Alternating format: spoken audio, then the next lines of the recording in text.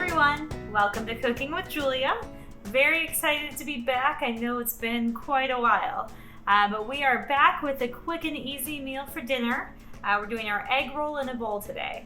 I'm basing this off of the Pampered Chef recipe because that's the one that I've had before, but I've made a few changes, so I'll tell you about those along the way. So we got a brand new hot plate, so we're just waiting for this to warm up a little bit. While it's heating up, I'm going to add my sesame oil. Now, the Pampered Chef version calls for canola oil, but I like the flavor that the sesame oil adds to an Asian dish, so we're doing that instead. So we're going to let that oil warm up a little bit. Oops, spread that throughout. There we go, we'll let that go. Now, a few differences that I'm going to make here. So the recipe calls for either pork or beef to be added instead of tofu, but we are trying to be plant-based, trying to be healthier, cut out the animal products. So we are actually going to use the Trader Joe's sriracha tofu. What I like about that one is, one, it already has flavor in it, and that flavor is going to complement this dish very well. But two, it's already pressed as well. So if I use regular tofu, I would have had to press that beforehand if I wanted it to actually absorb the flavor in the dish tonight. But I didn't have time to do that, so I stuck with our sriracha tofu. I am warming it up in our air fryer so it can get a little crispy on the outside first too. So excited to try it that way. All right, feels like we're getting to a pretty good temperature here. So these are onions chopped up. So I actually used the Pampered Chef manual food processor to do that, and the reason I did that was because, one, time, but two, I don't cry when I use it because there's a lid on it. So I really like that. Now, I'm not a Pampered Chef consultant anymore, but I do have a lot of Pampered Chef products, so I'll kind of touch base on those as I go in case that's something that you're interested in getting. It makes my life a lot easier. All right, so it definitely sounds like we're hot enough now, so that's exciting. All right, so we're adding our onions here, and I dice them up pretty finely. Now, the benefit of dicing with a knife instead is that you can get uniform-sized pieces versus using the manual food processor or a food chopper or something like that. It's going to kind of be different sorts of sizes all over. So if you're doing a presentation for, taking a class, or if you're presenting it as a dinner party, you want to make sure that your dish looks a little bit nicer by chopping things all the same size. But I also sliced open my thumb yesterday, so I'm not trying to do that again. I know, knife skills, I'm working on it, okay? So we got these onions going in this pan for 5 to 7 minutes. Now we don't want to brown them at all, we're just sweating off the onions, all right? So we've got those going with the oil right now. All right. So we're gonna let that keep going. I'm gonna turn down my heat a little bit actually. All right. All right, so now we're ready for our next stage.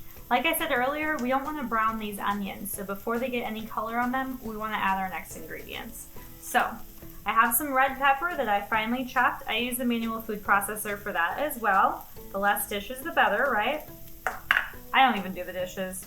My wonderful boyfriend Jan does them for me, so I'm very grateful for that. It's a good deal. I cook, he cleans. All right, so we're adding in the finely chopped red pepper there. All right, and next we're gonna add in our coleslaw. So it's not actual pre-made coleslaw, but it's the cabbage from it, right? So one of the things I love most about this recipe is that it uses 2 bags of coleslaw. So I'm gonna use this original one. So this has green cabbage, carrots, and red cabbage. And we're just gonna dump that right in. All right, and then I decided I'm gonna mix it with some broccoli slaw as well. So instead of having a super big amount of cabbage, I'm adding the broccoli so that we get a different nutrient in there. All right, let's get that in there. Now this is gonna be quite an adventure trying to stir this up. So let's check this out. All right, so perfect, we added this in. All right, and it says to stir well. Y'all, I don't know how this is gonna go, but we're in this together, right? All right. Might have to cook this down a little bit first, I think. All right, so we're mixing it up a little bit. We're getting there. I'll do it the best I can, and we'll let it cook down. All right, we're gonna let that cook down a little bit. The steam is gonna bring that cabbage down. So we're throwing a cover on there. All right, now, while we are waiting for that to cook down, I'm gonna make the sauce that we're putting on top. Now, this is using that manual food processor I was talking about. So I love this because it's super easy to use. And it comes with a lid so I can put it in the fridge. So a couple weeks ago I made hummus, and when I was done, I just threw the lid on, we cleaned the parts, and then we kept it in the fridge for a while. All right, so this is gonna call for 2 green onions. So I pre-chopped those so I can put them in here. And we're gonna just use this until it's finely chopped. All right. So I'm right-handed, so I use it this way, but if you're left-handed, all you have to do is switch. How cool is that? Like I said, this just makes it super easy. Sure, I can use a knife, but this is quick and easy, and I'm able to make the sauce all together. All right, we'll get a little bit more in there.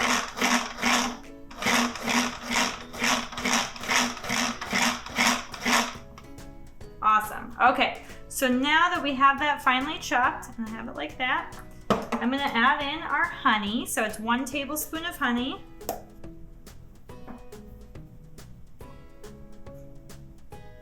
And I love these measure-all cups because I was able to put that in here and then just push it out and scrape it off. So then you get all of it instead of leaving like a teaspoon worth behind. That's one of my biggest pet peeves, is when I'm leaving stuff behind like that. All right, I'm gonna add 3 tablespoons of soy sauce, or you can use liquid aminos or whatever works for you.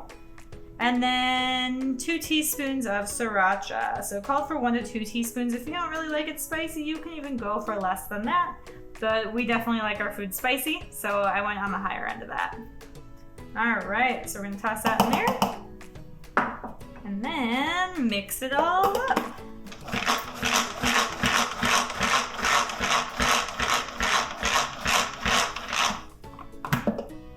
All right, sweet deal. See how easy that was?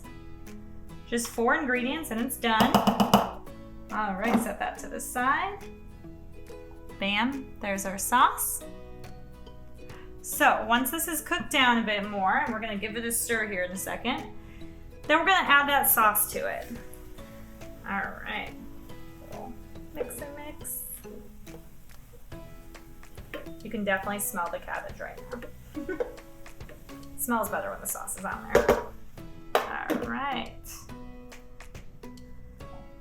Now here's that sriracha tofu from Trader Joe's. So I did pop it in the air fryer earlier so it could crisp up a little bit and cook through. You actually can eat it chilled and just throw it on salads, but I like it to be warm. So then once this is all done cooking, at the very end, after the sauce cooks into it, we're gonna toss this in just to make sure it warms up a little bit more. All right, let's move this so that doesn't fall in when I pour it in. All right, get that ready. Now, some of the other things I have on hand for this dish, because we like to top it with some stuff, is chow mein noodles. So these are those crispy noodles that you can toss on top. Those are delicious in there. It adds a little bit of crunch. Jan always likes his food to have a little bit of crunch in there, and these are perfect for that. This is a vegan creamy sriracha mayo. I just made that. Took about 20 minutes. Used soaked cashews, silken tofu, garlic, sriracha obviously, lemon juice, apple cider vinegar, Dijon mustard, and onion powder and salt. It was very quick to make. We used our NutriBullet to blend it up, so it's perfectly smooth and creamy, so that is going to be delicious. We don't eat the yum yum sauce or the white sauce that you can get at Kobe's or places like that. So I made this so that we have a dairy-free version. So I'm excited to try that. And then I got this hot mustard that we can put on top as well, because that just adds a little extra kick and a little bit of something, something. So I'm excited to try it with these different toppings this time. We also have some brown rice that I'm gonna be making in the microwave in a second. Usually I like to pre-make brown rice for the week, but I didn't get to it this past weekend, so we just have one of those 90-minute microwave packs. And honestly, this dish, you don't even need rice or anything like that, but I thought that we'd get a few more whole grains in today and eat brown rice, so we'll see.